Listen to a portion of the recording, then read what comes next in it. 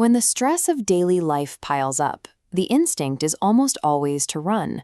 We scroll through photos of distant mountain peaks, convincing ourselves that if we could just get away to an isolated cabin, we would finally find a moment of peace. Nearly 2,000 years ago, the most powerful man on earth sat down to write what we now know as Book 4 of the Meditations. Marcus Aurelius possessed the absolute martial and political authority to go anywhere and do anything. But the reality of his reign was brutal. Instead of relaxing in a Mediterranean villa, he spent years commanding legions in the freezing mud of the Roman frontier, surrounded by constant warfare and a devastating plague. If a man with infinite resources is trapped in one of the most stressful environments imaginable, where exactly is he supposed to go to decompress? He observed that people constantly seek out country retreats, the seashore or the mountains, to escape their problems. He recognized this strategy is deeply flawed, noting instead that a person can withdraw at any hour into their own soul.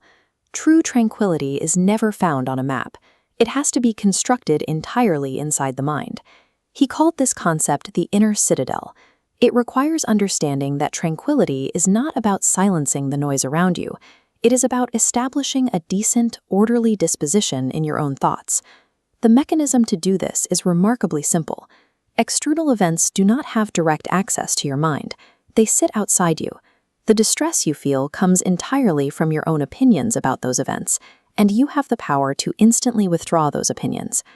Once you secure your own mind and stop reacting to every slight or setback, a new question emerges. How should you view everyone else? Aurelius reasoned that all human beings share a specific defining trait, the capacity for reason. Because we all possess this rational faculty, we are bound together by a common law. We are not isolated individuals competing for resources. We are deeply connected parts of a single, unified community. He argued that the entire world is, in effect, one massive city. Building an impenetrable mental fortress is not an excuse to ignore the world. You secure your own mind to fulfill your duty to the rest of humanity with patience and empathy.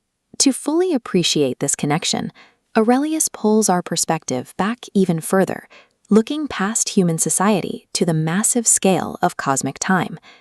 It is a normal human impulse to worry about what people think of you, or to hope that you leave some kind of lasting legacy after you are gone. But he found this desire pointless. The emperors and generals who were showered with praise yesterday are dead, and the people who remember them are actively dying today. Whole cities fade into dust and are entirely forgotten. Mathematically, even the longest-lasting fame is meaningless. A human life is just a brief moment, suspended between an infinite abyss of time before we were born and the immense, chaotic eternity that follows our death.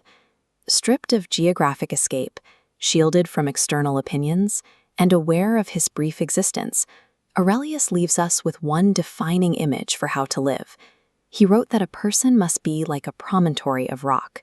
The waves of the ocean beat against it continually, but it stands firm, and eventually the swelling waters around it fall still and quiet.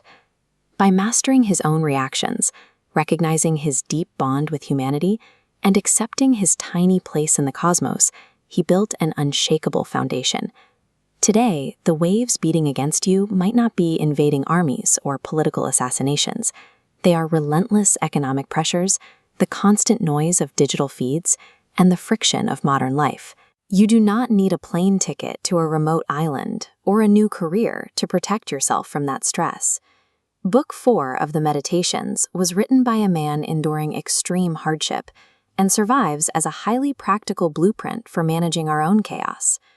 Stop fighting the external events you have no power over. Retreat into the quiet of your own mind and let the waves break against you.